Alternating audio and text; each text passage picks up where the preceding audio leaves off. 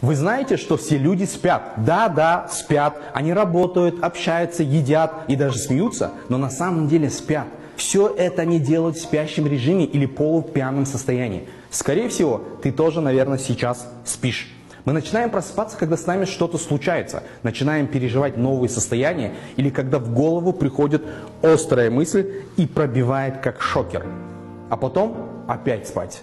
Причина этого состояния – автоматизм. Когда каждый день, совершая одинаковые действия, ты начинаешь их делать на автомате.